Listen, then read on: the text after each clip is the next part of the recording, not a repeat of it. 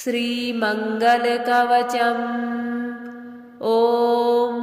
अस्य श्री अंगारक कवच स्तोत्र मंत्रस्य कश्यप ऋषिः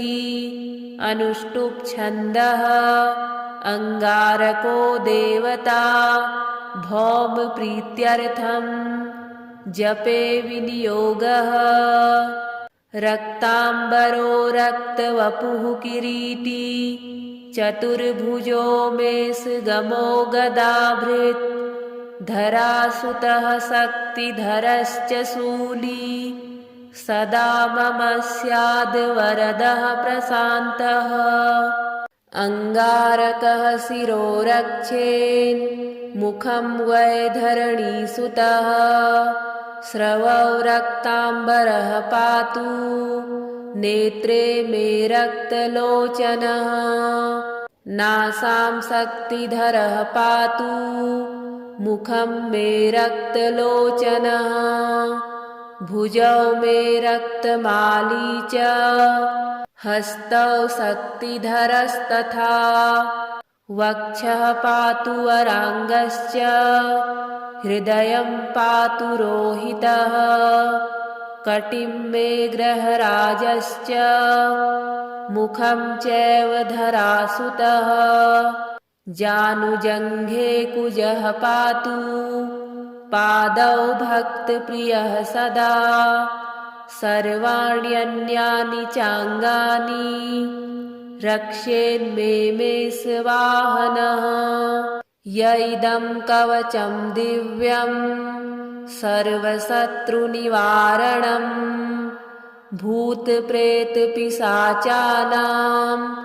नाशनं सर्वसिद्धिदं सर्वरोगहरं चैव सर्वसम्पत्प्रदं शुभम्। भुक्तिमुक्तिप्रदं नृणां सर्वसौभाग्यवर्धनम् रोगबन्धविमोक्षं च सत्यमेतन्न संशयः। रक्तांबरो रक्तवपुः किरीटी चतुर्भुजो मेषगमो गदाभृत् धरासुतः शक्तिधरश्च शूली सदा मम स्याद्वरदः प्रशान्तः। अंगारकः शिरो रक्षेन् मुखं वै धरणीसुतः स्रवौ रक्तांबरः पातु नेत्रे मे रक्तलोचनः। नासां शक्तिधरः पातु मुखं मे रक्तलोचनः। भुजौ मे रक्तमाली च हस्तौ शक्तिधरस्तथा वक्षः पातु वराङ्गश्च हृदयं पातु रोहितः। कटिं मे ग्रहराजश्च मुखं चैव धरासुतः। जानुजङ्घे कुजः पातु पादौ भक्तप्रियः सदा। सर्वाण्यन्यानि चाङ्गानि रक्षेन्मे मेषवाहनः। य इदं कवचं दिव्यं सर्वशत्रुनिवारणं भूतप्रेतपिशाचानां नाशनं सर्वसिद्धिदम् सर्वरोगहरं चैव सर्वसम्पत्प्रदं शुभम्। भुक्तिमुक्तिप्रदं नृणां सर्वसौभाग्यवर्धनम् रोगबन्धविमोक्षं च सत्यमेतन्न संशयः। रक्तांबरो रक्तवपुः किरीटी चतुर्भुजो मेषगमो गदाभृत् धरासुतः शक्तिधरश्च शूली सदा मम स्याद्वरदः प्रशान्तः। अंगारकः शिरो रक्षेन् मुखं वै धरणीसुतः स्रवौ रक्तांबरः पातु नेत्रे मे रक्तलोचनः नासां शक्तिधरः पातु मुखं मे रक्तलोचनः भुजौ मे रक्तमाली च हस्तौ शक्तिधरस्तथा वक्षः पातु वराङ्गश्च हृदयं पातु रोहितः कटिं मे ग्रहराजश्च मुखं चैव धरासुतः जानुजङ्घे कुजः पातु पादौ भक्तप्रियः सदा सर्वाण्यन्यानि चाङ्गानि रक्षेन्मे मे स्वाहनः य इदं कवचं दिव्यं सर्वशत्रुनिवारणम् भूतप्रेतपिशाचानां नाशनं सर्वसिद्धिदम् सर्वरोगहरं चैव सर्वसम्पत्प्रदं शुभम् भुक्तिमुक्तिप्रदं नृणां सर्वसौभाग्यवर्धनम् रोगबन्धविमोक्षं च सत्यमेतन्न संशयः रक्ताम्बरो रक्तवपुः किरीटी चतुर्भुजो मेषगमो गदाभृत् धरासुतः शक्तिधरश्च शूली सदा मम स्याद्वरदः प्रशान्तः अङ्गारकः शिरो रक्षेन् मुखं वै धरणीसुतः स्रवौ रक्ताम्बरः पातु नेत्रे मे रक्तलोचनः नासां शक्तिधरः पातु मुखं मे रक्तलोचनः भुजौ मे रक्तमाली च हस्तौ शक्तिधरस्तथा वक्षः पातु वराङ्गश्च हृदयं पातु रोहितः कटिं मे ग्रहराजश्च मुखं चैव धरासुतः जानुजङ्घे कुजः पातु पादौ भक्तप्रियः सदा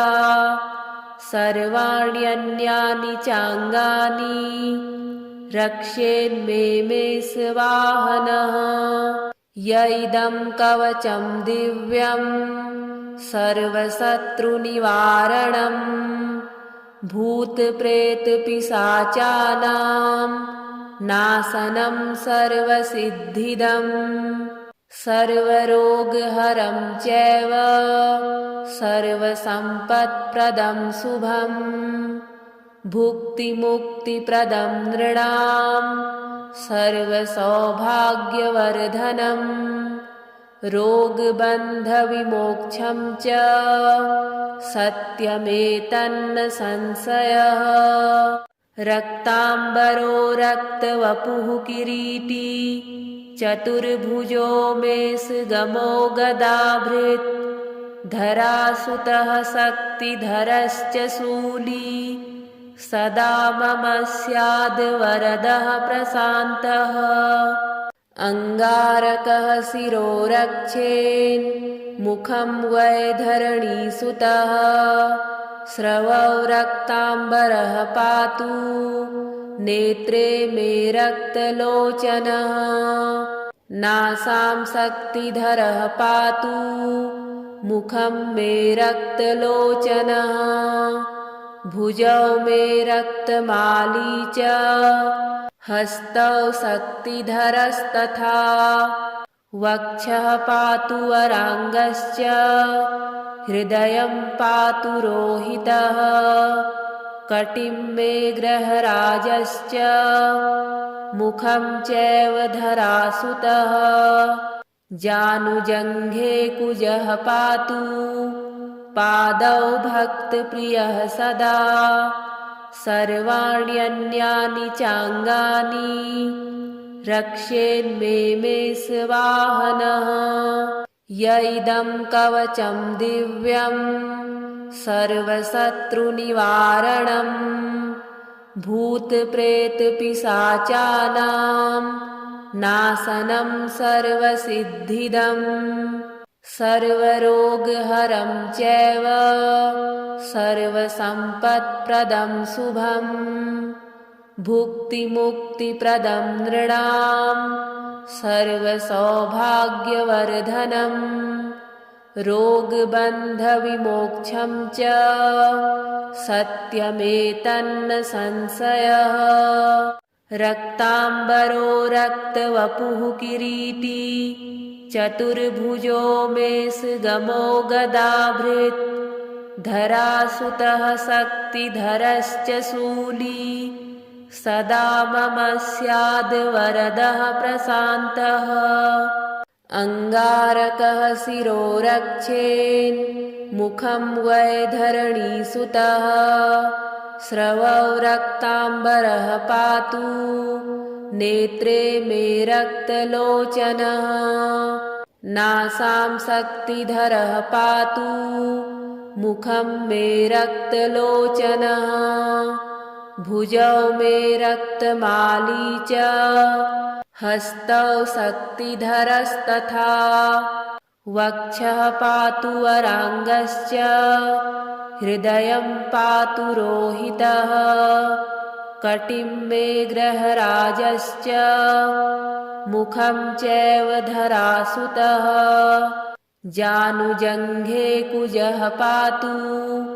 पादौ भक्तप्रियः सदा सर्वाण्यन्यानि चाङ्गानि रक्षेन्मे मेषवाहनः य इदं कवचं दिव्यं सर्वशत्रुनिवारणं भूतप्रेतपिशाचानां नाशनं सर्वसिद्धिदम् सर्वरोगहरं चैव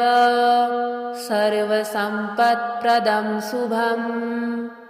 भुक्तिमुक्तिप्रदं नृणां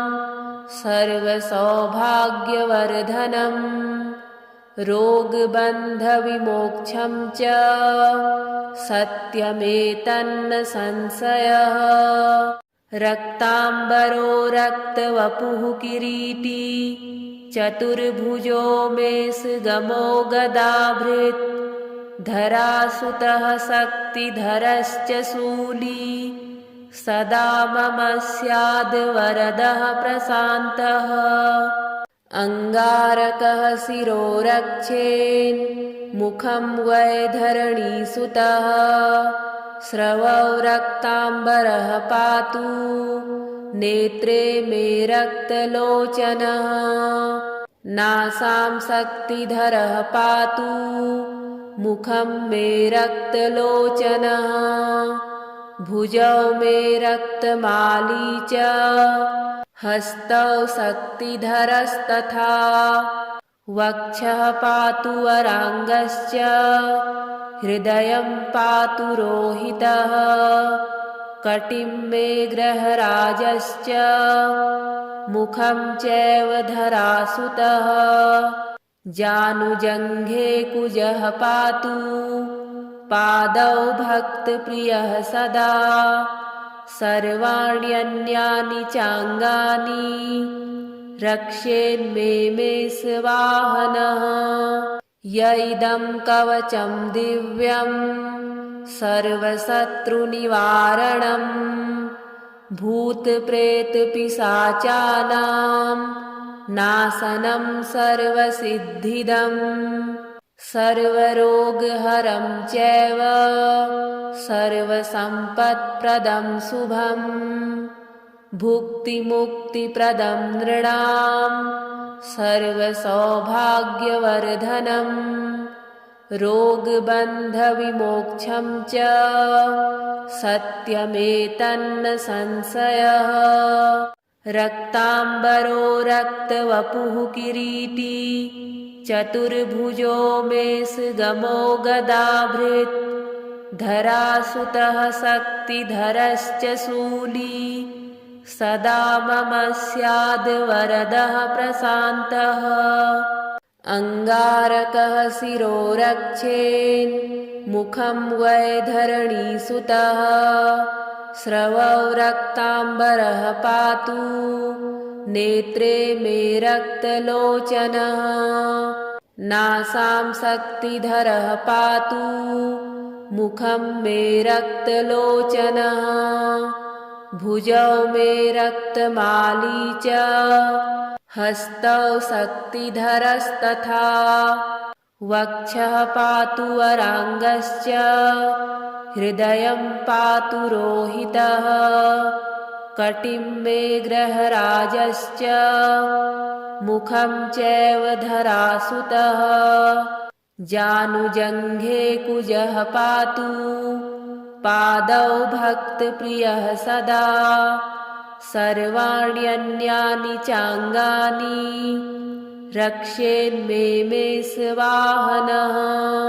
य इदं कवचं दिव्यं सर्वशत्रुनिवारणम् भूतप्रेतपिशाचानां नाशनं सर्वसिद्धिदम् सर्वरोगहरं चैव सर्वसम्पत्प्रदं शुभम् भुक्तिमुक्तिप्रदं नृणां सर्वसौभाग्यवर्धनम् रोगबन्धविमोक्षं च सत्यमेतन्न संशयः रक्ताम्बरो रक्तवपुः किरीटी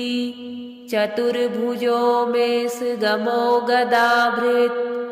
धरासुतः शक्तिधरश्च शूली सदा मम स्याद्वरदः प्रशान्तः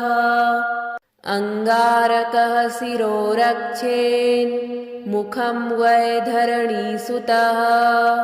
स्रवौ रक्ताम्बरः पातु नेत्रे मे रक्तलोचनः नासां शक्तिधरः पातु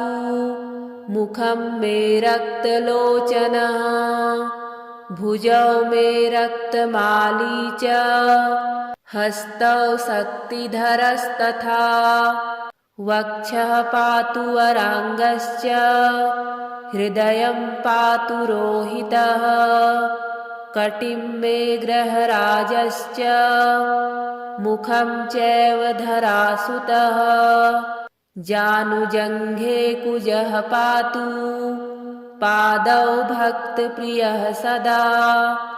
सर्वाण्यन्यानि चाङ्गानि रक्षेन्मे मे स्वाहनः य इदं कवचं दिव्यं सर्वशत्रुनिवारणम् भूतप्रेतपिशाचानां नाशनं सर्वसिद्धिदम् सर्वरोगहरं चैव सर्वसम्पत्प्रदं शुभम् भुक्तिमुक्तिप्रदं नृणां सर्वसौभाग्यवर्धनम् रोगबन्धविमोक्षं च सत्यमेतन्न संशयः रक्ताम्बरो रक्तवपुः किरीटी चतुर्भुजो मेषगमो गदाभृत् धरासुतः शक्तिधरश्च शूली सदा मम स्याद्वरदः प्रशान्तः अङ्गारकः शिरो रक्षेन्मुखं वैधरणीसुतः स्रवौ रक्ताम्बरः पातु नेत्रे मे रक्तलोचनः नासां शक्तिधरः पातु मुखं मे रक्तलोचनः भुजौ मे रक्तमाली च हस्तौ शक्तिधरस्तथा वक्षः पातु वराङ्गश्च हृदयं पातु रोहितः कटिं मे ग्रहराजश्च मुखं चैव धरासुतः जानुजङ्घे कुजः पातु पादौ भक्तप्रियः सदा सर्वाण्यन्यानि चाङ्गानि रक्षेन्मे मे स्वाहनः य इदं कवचं दिव्यं सर्वशत्रुनिवारणं भूतप्रेतपिशाचानां नाशनं सर्वसिद्धिदं सर्वरोगहरं चैव सर्वसम्पत्प्रदं शुभम् भुक्तिमुक्तिप्रदं नृणां सर्वसौभाग्यवर्धनम् रोगबन्धविमोक्षं च सत्यमेतन्न संशयः रक्ताम्बरो रक्तवपुः किरीटी चतुर्भुजो मेषगमो गदाभृत् धरासुतः शक्तिधरश्च शूली सदा मम स्याद्वरदः प्रशान्तः अङ्गारकः शिरो रक्षेन्मुखं वैधरणीसुतः स्रवौ रक्ताम्बरः पातु नेत्रे मे रक्तलोचनः नासां शक्तिधरः पातु